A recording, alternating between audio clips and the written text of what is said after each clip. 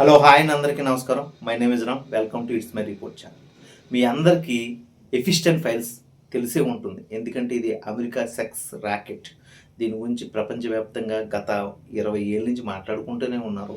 ఈ మధ్యకాలంలో ఇది బాగా ఫేమస్ అయింది, లేకపోతే ట్రెండింగ్లోకి వచ్చిన న్యూస్. దీని గురించి పూర్తిగా అవగాహన చాలామంది ఇచ్చేశారు మీకు. నేను కొత్తగా ఇవ్వాల్సింది ఏమీ లేదు. బట్ దీంట్లో లోతుగా పరిశీలిస్తే ఈ ర్యాకెట్ గురించి మాట్లాడింది ఎవరు? ఓకే, ఈ ర్యాకెట్ని విమర్శించింది ఎవరు? ఈ ర్యాకెట్ని సపోర్ట్ చేసింది ఎవరు? ఈ ర్యాకెట్లో ఉన్నది ఎవరు? ఇందులో ఇండియన్స్ యొక్క ముఖ్య పాత్ర ఎటువంటిది? ఇది మీరు తెలుసుకోవాలండి.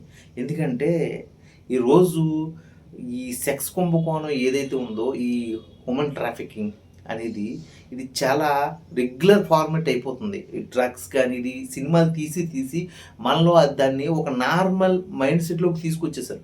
ఇదివరకు ఒక హార్ట్కి స్టంట్ వేయడం అంటే అదొక పెద్ద ప్రాసెస్, అంటే ఇంకా హార్ట్ ఆపరేషన్తో సమానం అన్నట్టుగా చూపించేవారు. ఈరోజు స్టంట్ అంటే చాలా సింపుల్ అయిపోయింది. ఈరోజు బైపాస్ సర్జరీ అంటే ఇంకా చాలా సింపుల్ అయిపోతుంది అన్నట్టుగా మన మైండ్ని సైకాలజికల్గా ఈ సినిమా ప్రపంచమో లేకపోతే ఈ న్యూస్ ప్రపంచమో దాన్ని కూల్ చేసేస్తుంది. అలా కూల్ చేసేసిన క్రమంలోనే ఈ జెఫ్రీ ఎఫిస్టన్ యొక్క ఫైల్స్ అనేవి మనల్ని భయపెడుతున్నాయి, భయపెట్టాలి కూడా. ఎందుకంటే మన ఇంట్లో ఉన్న ఆడబిడ్డలకి రక్షణ లేదు. మిడిల్ క్లాసే కాదు, ఒక సామాన్యుడు బతకడానికి ఈ ప్రపంచంలో సరైన సదుపాయాలు లేవు. ఒక ప్రపంచ నల్ల కుబేర్ల జీవితాలు, ప్రపంచ నల్ల కుబేర్ల యొక్క మనుగడలోనూ లేకపోతే కనుసందల్లోనూ మన సామాన్యులు బతుకుతూ మనం వాళ్ళు చెప్పినట్టుగా నడుచుకోవాల్సి వస్తుంది అని చెప్పడానికి ఇంకెంత దారుణం అండి. ఈ జెఫ్రీ ఎవడో తెలియాలి. ఫస్ట్ ఆఫ్ ఆల్, ఈ జెఫ్రీ అనేవాడు అమెరికా న్యూయార్క్ నగరంలో ఒక సామాన్య కుటుంబంలో కదండి, ఒక స్లేపర్కి పుట్టాడు. ఒక స్లేపర్కి పుట్టిన వ్యక్తి వీడు జెఫ్రీని. ఓకే, వీడు నాకు తెలిసి ధ్రువ సినిమాలో చూపించినట్టుగా ఒక అరవింద్ స్వామిలాగా వాడిని వాడే తయారు చేసుకుని వాడికి వాడే ఎదుగుతూ వాడు ఒక సైంటిస్ట్గా ఎదిగి ఆ తర్వాత ఒక బ్యాంకింగ్ సెక్టర్లో కానీ ఒక ఫైనాన్స్ సెక్టర్లో కానీ వాడు మనీ లాండరింగ్ చేస్తూ ఈరోజు ప్రపంచ దేశాల యొక్క కుబేర్లు అందరి జాతకాలు వాడు కంట్రోల్లో పెట్టుకుని, మీకు అరవింద్ స్వామి చూస్తే అర్థమైపోతుంది దాని క్యారెక్టర్ అంతా కూడా జెఫ్రీ ఎఫిస్టన్దే. అలా రాసుకుని వాడు లైఫ్ స్టైల్ని అయితే మాత్రం వాడే రాసుకున్నాడు. ఒక సామాన్యుడిగా నేను పుట్టుండొచ్చు, ఒక కడు పేదరికంలో పుట్టుండొచ్చు, బట్ నేను మాత్రం పేదరికంలో అయితే చావను అని అరవింద్ స్వామి చెప్పిన మాటలు ఏదైతే ఉన్నాయో అవి జెఫ్రీకి 100% వర్తిస్తాయి. బట్ ఇక్కడ కూడా వాడు చెప్పిన మాటలకి వాడు చచ్చిన సావుకి సంబంధం లేకుండానే చచ్చాడు. వాడు ఒక కుక్క సావు చచ్చాడని చెప్పాలి. ఎందుకంటే 2019 అమెరికన్ జైల్స్లో అయితే అతను ఉరి వేయబడ్డాడు అని అమెరికా జైల్స్ అయితే చెప్తున్నాయి. బట్ వాడు ఉరి తీసి హత్య చేశారు అనేసి వాళ్ళ తమ్ముడు మార్క్ స్టెఫిస్టన్ అని అయితే చెప్తున్నాడు. ఎందుకంటే వాడికి ఎవరూ లేరు. వాడుకున్న ఒక గర్ల్ ఫ్రెండ్, అది కూడా 20 ఏళ్ళు జైలు జీవితం అనిపిస్తుంది. వాడుకున్న ఒకే ఒక ఫ్రెండ్, వాడు జైలు జీవితం అనిపించలేక చచ్చిపోయాడు, ఊరేసుకుని చచ్చిపోయాడు, సూసైడ్ చేసుకుని చచ్చిపోయాడు. అంటే తన యొక్క వ్యక్తిగత జీవితం ఎంత భయంకరంగా ఉంటే వాళ్ళు అలాంటి డిసిషన్స్ తీసుకున్నారు అని చెప్పడానికి ఇది ఒక ఉదాహరణ.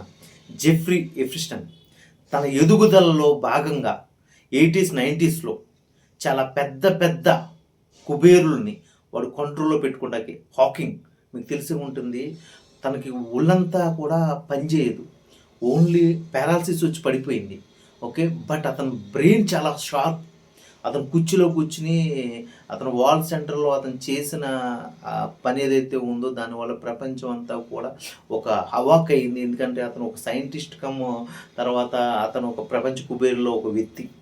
ఓకే, హాకింగ్ మీకు తెలిసే ఉంటుంది. తన మీద షారుఖ్ ఖాన్ గారు కూడా సినిమా కూడా తీశారు, అంటే అతని ఇన్స్పిరేషన్గా సినిమా కూడా తీశారు. అతను కూడా గర్ల్స్ విషయంలో అంత కోరతంగా వ్యవహరించాడని చెప్పడానికి ఇది ఒక ఉదాహరణ. తన వీడియోస్ కూడా రిలీజ్ అయ్యాయి. అలాగే మైకేల్ జాక్సన్ అరెస్ట్ అయినప్పుడు కూడా మీకు చాలామందికి తెలియకపోవచ్చు. మైకేల్ జాక్సన్ చిన్న పిల్లలతో అతను సెక్స్ చేయడానికి ఇష్టపడుతున్నాడు. అది మగ పిల్లల్లో ఒక 10 years బిలో మగ పిల్లలతో అతను సెక్స్ చేయడానికి ఇష్టపడుతున్నాడు. దానివల్ల 2 సార్లు అతను వార్న్ చేస్తే 3వసారి తీసుకెళ్ళి జైల్లో పడేశారు. అంటే వీళ్ళ మైండ్ సెట్ అలాంటిదా, లేకపోతే వీళ్ళకి అటువంటి ఏదైనా డ్రగ్ దొరికిందా? అంటే వాళ్ళు పెంపొందించుకోవడానికి, వాళ్ళ యొక్క బిజినెస్ స్ట్రాటజీస్ పెంపొందించుకోవాలంటే, వాళ్ళ బ్రెయిన్ ఇంకా షార్ప్గా పనిచేయాలంటే, వాళ్ళకు ఉండే ఒక డ్రగ్ ఏదైతే ఉందో అది కొత్తగా తీసుకోవడం వల్ల ఈ గాల్స్ ఎఫెక్ట్ అనేది వాళ్ళకి కొట్టడం వల్ల ఇలా జరిగిందా? అదంతా కూడా ఎఫిస్టన్ తయారు చేసిన ఒక మార్క్ పథకమా? ఇది మీకు తెలియాలి. ఇదంతా కూడా ఒక రాక్షసత్వమైన పాలనల మధ్యలో ఇదంతా జరిగింది. ఈరోజు డొనాల్డ్ ట్రంప్ ఇదంతా బయట పెడుతున్నాడు అనేసి రిపబ్లిక్ పార్టీ అయితే చెబుతుంది. బట్ రిపబ్లిక్ పార్టీ చెప్పిది పక్కన పెట్టేస్తే డొనాల్డ్ ట్రంప్ దగ్గర కొంత ఎవిడెన్స్ మాత్రం ఉంది. ఈరోజు డెమోక్రటిక్ పార్టీ అంటే బిల్ క్లింటన్ దగ్గర కూడా కొంత ఎవిడెన్స్ ఉంది. వీళ్ళు బయట పెడితే వాళ్ళు కూడా బయట పెడతారు. అంటే నువ్వే దొంగ అంటే నువ్వు కూడా దొంగ, వెనకాల ఉన్నవాడు డాష్ డాష్ అన్నట్టుగానే. అలా 2 పార్టీల యొక్క ఎవిడెన్స్ ఎఫిస్టన్ ఫైల్స్లో ఉన్నాయి. అవి కొన్ని మాత్రమే బయట పెట్టానని అనుకోకుండా డొనాల్డ్ ట్రంప్ అనుకుంటే ఈరోజు ఈ డెమోక్రటిక్ పార్టీ నుంచి చాలా బయటకు వచ్చేసినాయి. అంటే 3000 ఫైల్స్ బయటకు వచ్చేసినాయి. ఆ 3000 ఫైల్స్లో మన ఇండియన్ మెంబర్స్ కూడా ఉన్నారు. మన ఇండియన్ మెంబర్స్లో రాహుల్ గాంధీ పేరు వినిపిస్తుంది, నరేంద్ర మోడీ గారి పేరు వినిపిస్తుంది, అనిల్ అంబానీ గారి పేరు వినిపిస్తుంది, దీపక్ చంద్ర గారి పేరు వినిపిస్తుంది, కౌశిక్ బసు తన పేరు వినిపిస్తుంది. ఇలా చెప్పుకుంటూ పోతే మన అపోలో వ్యవస్థాపకుడు సి ప్రతాప్ రెడ్డి గారి పేరు కూడా వినిపించింది. అంటే మీకు తెలిసే ఉంటుంది, ఉపాసన గారి తాతగారు. ఇలా ఇది ఆగని ఒక భయంకరమైన చర్య. అంటే ఇది పక్కన పెట్టేస్తే అసలు ఈ చిన్నపిల్లల్ని వీళ్ళు సెక్స్ ట్రాఫికింగ్లో ఏం చేసేవారు అంటే 10-12 ఏళ్ళ పిల్లలు మెచ్యూర్డ్ అవుతారు కదా, వాళ్ళతో వీళ్ళకి సెక్స్ చేయాలంటే ఇంట్రెస్ట్ లేదంట. 10 ఏళ్ళ లోపు చిన్న పిల్లలు, పసికందు పిల్లలతో వీళ్ళు సెక్స్ చేసి ఎంజాయ్ చేస్తూ అదొక మానసిక రుగ్మత ఆనందం పొందిన తర్వాత అది కూడా ఇంకా ఆకలి తీరకపోతే వాళ్ళని చంపేసి వాళ్ళని కుకింగ్ చేసి వండుకు తిన్నారంట. దీని మీద ఒక జోక్ వేసుకుని ఒక హాలీవుడ్ యాక్టర్ నవ్వుకున్నాడు. ఓకే, ఎందుకంటే ఒక టీవీ షోలో రాక్ అని మీకు తెలిసే ఉంటుంది, అతను వీడియో ప్లే చేస్తాను. రాక్ నాకు 10 years ఓల్డ్ పిల్లల యొక్క మాంసం అంటే నాకు చాలా ఇష్టం అని అతను మాట్లాడుతుంటే చాలా తట్టుకోలేని బాధ. అంటే ప్రపంచ కుబేరులలో కానీ ప్రపంచ సెలబ్రిటీలో కానీ ఎంత రాక్షసత్వం ఉందా, ఎంత క్రూరత్వం ఉందా అని చెప్పడానికి ఇంక నాకేం అర్థం కావట్లేదు. దీని మీద ఫస్ట్గా మాట్లాడింది ఎవరు అంటే జిమ్ క్యారీ. మీకు తెలిసే ఉంటుంది, మాస్క్ సినిమా హీరో. ఇతను మీరు చూస్తే గుర్తుపడతారు, ఒక 10 రవితేజలతో సమానమని మనం అనుకుంటూ ఉంటాం. ఈ జిమ్ క్యారీ సడన్గా ఇతను సినిమాలు డౌన్ఫాల్ అయిపోయినాయి, ఇతను కనిపించకుండా పోయాడు. ఎందుకు ఇతను కనిపించకుండా పోయాడు అనేసి మీరు రీసెర్చ్ చేసుకుంటే మాకు తెలిసిన విషయం ఏంటంటే, జిమ్ క్యారీ అనే అతను ఒక అమెరికన్ ఈ సినిమా ఫంక్షన్స్లో అతను మాట్లాడుతూ ఈ చిన్న పిల్లల్ని హ్యూమన్ ట్రాఫికింగ్లో లాగడం, దీని వెనకాల ఉన్న బడాబాబులు చేసే ఈ అకృత్యాలు, ఇక్కడ ఈ ఫంక్షన్ నిర్వహించిన తర్వాత వాళ్ళు చేసే ఒక వికృతి చేష్టలు నాకు నచ్చట్లేదు అని మాట్లాడిన తర్వాత అతని సినిమాలను అయితే బంద్ చేశారు. అతని యొక్క మొత్తం సినిమా ఇండస్ట్రీ నుంచి అతను తొక్కేశారు. అలా చెప్పుకుంటూ పోతే చాలామంది ఉన్నారు. దీంట్లో అమెరికాకి సంబంధించిన ప్రెసిడెంట్ కేటగిరీలో లిస్ట్ అవుట్లో ఉన్న చాలామంది వ్యక్తులు ఉన్నారట. కొంతమంది వ్యక్తులు బయటకు వచ్చి మాట్లాడితే వాళ్ళు కనుమరుగైపోయారు. అంటే ప్రెసిడెంట్ అవ్వడానికి లిస్ట్ అవుట్లో ఉన్న వ్యక్తులు 2 కనుమరుగైపోయారు. వాళ్ళ మీద కనీసం పోలీస్ FBI ఎంక్వైరీ కూడా లేదు. అంటే దీని వెనకాల ఎంతమంది నల్ల కుబేరులు ఉన్నారు. ఇందులో బ్రిటిష్ యువరాజు ప్రిన్స్ ఆండ్రూ. అంతెందుకండి, మనం కంప్యూటర్ ఆరాధ్య దైవంగా పూజించే ఒకే ఒక మైక్రోసాఫ్ట్ అధినేత బిల్ గేట్స్ పేరు వినిపిస్తుంది.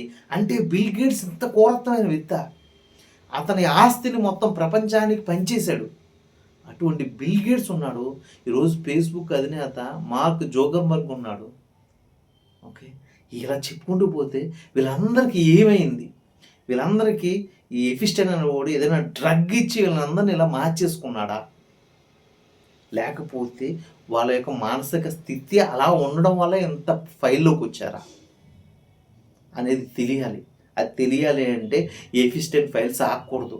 ఇది ఒక వికీలీక్స్ లాగా బయటకు రావాలి. పూర్తిగా బయటకు వచ్చిన తర్వాత డొనాల్డ్ ట్రంపే కాదు, ఈ అమెరికా అనే వ్యవస్థ అనేది ఫస్ట్ ఆఫ్ ఆల్ దాని యొక్క నిజం అనేది బయటకు వచ్చేది నాశనం అవ్వాలి. ఈ అమెరికా అనే వ్యవస్థ వల్ల ప్రపంచం అంతా కూడా ఇబ్బంది పడుతుంది. ఎందుకంటే కోవిడ్ అమెరికాలోనే పుట్టిందని చైనా అనే మాటల్లో చాలా వరకు నిజాలు ఉన్నాయనేసి ప్రపంచ దేశాల్లో చాలామంది పెద్ద పెద్ద ప్రముఖులు కూడా మాట్లాడుతున్నారే. ఎందుకంటే డొనాల్డ్ ట్రంప్ని దింపడానికి చైనా చేసిన ఒక అకృత్య చర్య అని అంటున్నారు. కాదు, ఇది అమెరికాలోనే పుట్టింది అనేసి చాలా ఎవిడెన్సెస్ అయితే చెప్తున్నాయి. ఇలా చెప్పుకుంటూ పోతే ఈ సబ్జెక్ట్ ఎక్కడ ఆగదు.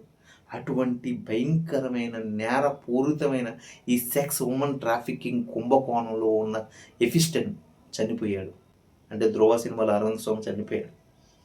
బట్ ఇతని ఫైల్స్ అయితే బయటకు రావడం అంటే మంచి తరుణం అనుకోవాలి. దీనివల్ల ఇంకా బతికున్న ఈ నల్ల కుబేర్ల యొక్క మానసిక రుగ్మత అనేది మనకు తెలుస్తుంది. దీనివల్ల వీళ్ళని ఎంత దూరం పెట్టాలి, వీళ్ళ యొక్క ప్రొడక్టులు మనం ఎంతవరకు వాడాలి, వీళ్ళని ఎంత కంట్రోల్ చేయాలి అనేది సామాన్యుడి చేతికి రావాలి. సామాన్యుడి చేతికి వచ్చినప్పుడే ఇటువంటి దుర్మార్గాలు ఆగుతాయి అని చెప్పడానికి ఈ వీడియో అండి.